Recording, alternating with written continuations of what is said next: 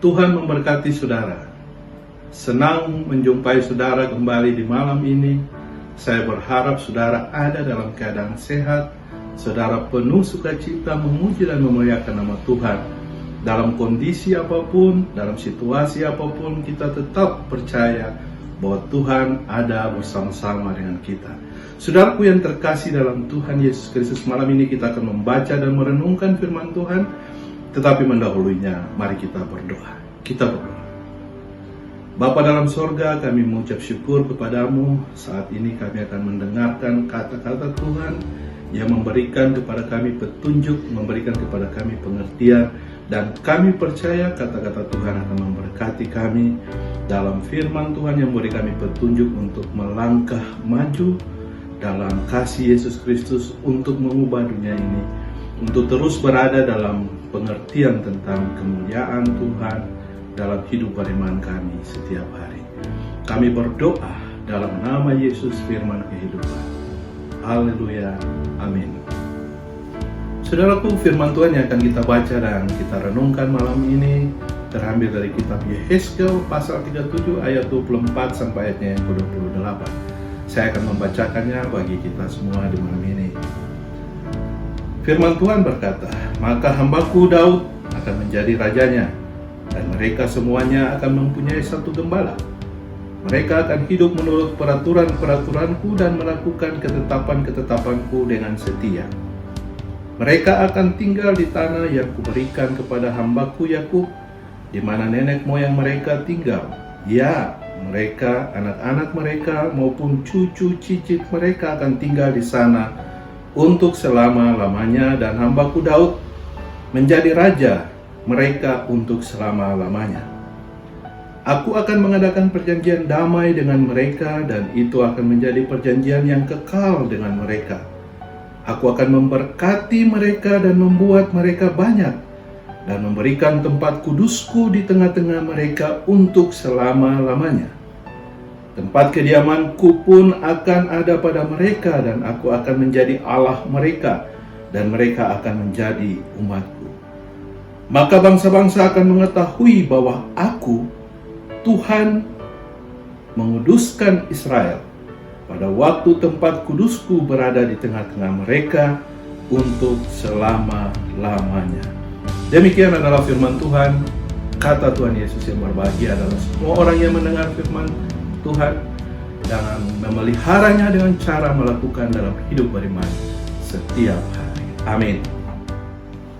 Saudaraku yang terkasih dalam Tuhan Yesus Kristus, nubuatan Nabi Yehezkel kepada kita yang kita baca dalam bacaan kita malam ini sebetulnya ingin menjelaskan satu pertanyaan kunci yang sangat penting dan strategis, sangat kontekstual dan relevan ketika kita membangun sebuah refleksi dalam konteks kita dewasa ini. Pertanyaan itu adalah, mengapa Tuhan Allah seolah-olah membiarkan Israel berjalan sendiri melewati malapetaka besar itu? Apakah Tuhan Allah tidak peduli sama sekali dengan kondisi umatnya, dengan bangsa pilihannya, sehingga ia membiarkan mereka mengalami penderitaan dan bahkan pembuangan? Bahkan apa yang saudara tahu dalam bacaan kita dalam kitab Yehezkel ini menjelaskan bahwa sebetulnya Yerusalem akhirnya diambil alih oleh Raja Nebukadnezar. Yerusalem adalah pusat daripada peribadahan Israel, diambil oleh Raja Nebukadnezar. Saudaraku yang terkasih, kuncinya sederhana saja saudaraku. Allah mencurahkan amarahnya kepada Israel yang tidak lagi setia kepada Allah. Mereka tidak setia menyembah Allah, tetapi mereka setia menyembah Allah buatan tangannya sendiri. Mereka tidak setia pada perintah-perintah Allah dan cenderung memberontak kepada Allah. Bahkan bait suci Yerusalem dijadikan sebagai tempat yang tidak kudus bagi Allah.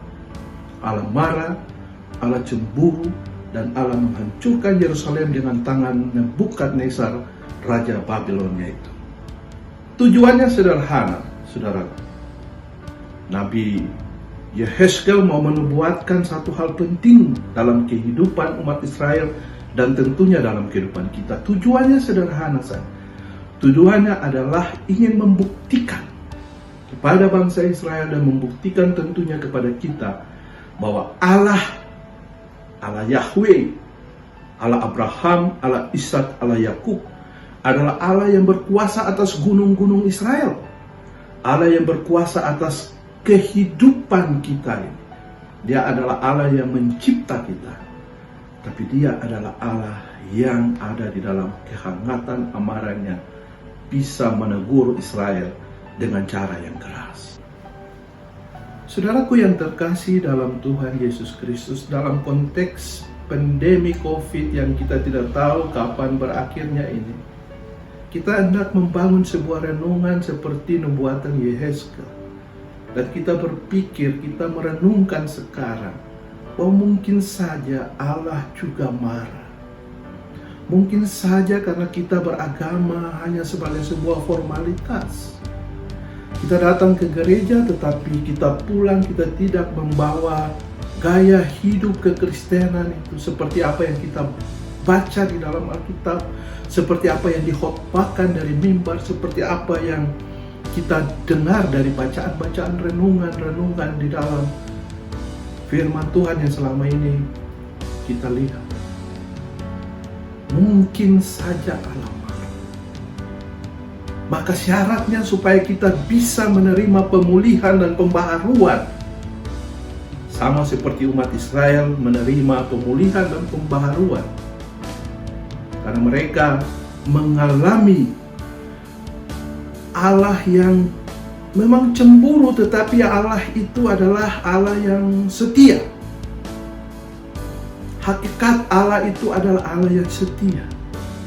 Setia terhadap janjinya kepada bapak-bapak leluhur Abraham, Ishak, dan Yakub. Dia berjanji bahwa dia akan membuat keturunan Abraham menjadi sama seperti pasir yang tidak terhitung jumlahnya. Dia setia kepada janjinya. Dan hakikat Allah adalah setia. Karena itu meskipun di dalam api cemburunya yang begitu besar menghukum Israel, tetapi dia adalah Allah yang sekaligus memberikan kepada Israel dan tentunya kepada saudara dan saya pemulihan. Memberikan kepada kita restorasi. Supaya kita kembali untuk mengingat bahwa barangkali saja perjalanan kita sampai hari ini kita melupakan Allah. Kita beribadah di dalam kebiasaan-kebiasaan dalam tradisi gereja, tetapi sikap hidup iman orang Kristen tidak kita mampu tunjukkan dalam kehidupan kita sehari-hari. Saudaraku yang terkasih dalam Tuhan kita Yesus Kristus, syarat bagi pembaharuan Israel adalah mengaku dosa di hadapan Allah. Mungkin ini waktu yang tepat bagi kita untuk mengaku dosa kita di hadapan Allah. Bahwa kita sudah berjalan jauh mengandalkan diri sendiri, mencari kemuliaan diri sendiri, dan yang kita cari bukanlah kemuliaan Allah. Mungkin kita harus membangun sebuah perenungan seperti itu. Dan tetap berdoa dan berharap bahwa Allah akan hadir dalam nubuatannya. Yehezkel ini Allah juga hadir bagi kita di saat ini dan melakukan sebuah pembaharuan, melakukan sebuah pemulihan bagi kita. Paling tidak itu adalah berita kabar baik bagi kita di tengah-tengah kita menghadapi situasi pandemi COVID yang global yang kita tidak tahu kapan akan berakhir ini, saudara. Dalam situasi seperti itu, saudaraku, saya mengajak saudara untuk kita tidak lalu menjadi sangat pasif di rumah. Kita diminta untuk tinggal di rumah, jaga jarak, dan seterusnya. Tidak mestinya membuat kita menjadi pasif, tidak tahu berbuat apa. Justru situasi seperti itu saya mau mengajak saudara, sebagai bentuk respon kita terhadap kesetiaan Allah, kemahakuasaan Allah. Semua umat percaya diminta untuk menunjukkan kesaksian yang nyata bagi dunia ini. Sebagai orang percaya, Tuhan mengutus kita. Sebagai murid-murid Yesus, Tuhan mau kita bersaksi di tengah situasi apapun juga. Situasi seperti sekarang ini tentu. Bentuk kesaksian itu seperti apa, saudaraku? Saya ingin mengajak saudara untuk melihat satu pengalaman menarik yang pernah terjadi dalam kibbutz community atau komunitas kibbutz yang ada di Israel. Mereka belajar dari pengalaman jemaat mula-mula.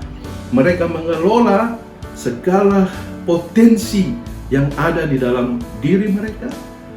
Mereka bawa itu semua, hasilnya itu datang ke rumah perbendaharaan, dan itu akan dikelola dan dibagi-bagikan kepada orang lain. Yang mengumpulkan banyak tidak berkelebihan, yang mengumpulkan sedikit juga tidak berkekurangan. Prinsipnya ada di situ supaya ada keseimbangan, saudara. Saudara jemaat GPIB Kelapa Gading yang diberkati Tuhan, Anda punya banyak waktu di rumah. Saya ingin mengajak saudara untuk mungkin bisa memanfaatkan pekarangan rumah Anda yang cukup luas mungkin. Anda bisa memberikan, menanam tanaman-tanaman atau tumbuh-tumbuhan, sayur-sayuran di polybag dan di segala sudut-sudut di rumah Anda. Itu penting sekali hari-hari ini ketika kita tidak tahu kapan pandemi COVID ini akan selesai. Hasil dari tanaman itu bisa kita bagi, kita share kepada orang lain. Salah satu cara-cara sederhana yang bisa kita kelola untuk mengatasi kalau situasi ekonomi kita tidak membaik. Semua kondisi yang terjadi ini membuat banyak perusahaan tidak bisa bergerak. Mungkin ada di antara saudara juga yang sudah kena PHK. Saudara menjadi stres, menjadi frustrasi. Tetapi cara hidup orang percaya, cara hidup orang Kristen, saudaraku, harus keluar dari kondisi keterpurukan seperti itu. Kita harus bersaksi di tengah situasi apapun. Cara kita sederhana. Kita bisa melakukan kreativitas yang perlu. Jangan kita tinggal diam dan kita menyerah kepada situasi. Kita harus bangkit untuk mewujudkan dan menyatakan kesaksian kita untuk memuliakan Allah. Kenapa ini penting untuk ditegaskan kepada kita, saudara? Karena nubuatan Yehezkel bagi kita mau menyaksikan satu hal kepada kita. Allah bisa memulihkan Israel dan Allah bisa memulihkan kondisi kita di tengah-tengah bangsa ini. Allah bisa melakukan itu pada waktu Allah. Tetapi kita sebagai orang percaya harus mempersiapkan segala sesuatu supaya ketika waktunya jadi, waktu Allah itu tiba, yang dimuliakan adalah Allah sendiri. Bukan kemuliaan gereja, bukan kemuliaan manusia. Caranya sederhana, lakukanlah aktivitas-aktivitas yang produktif di rumah Anda. Lakukanlah itu dan berbagi jika engkau punya, berbagilah dengan sesama. Paling tidak di dalam lingkungan gereja kita, supaya yang mengumpulkan banyak tidak berkelebihan atau yang mengumpulkan sedikit tidak berkekurangan, supaya kita sungguh-sungguh menjadi saksi tentang kemuliaan Allah dalam dunia ini.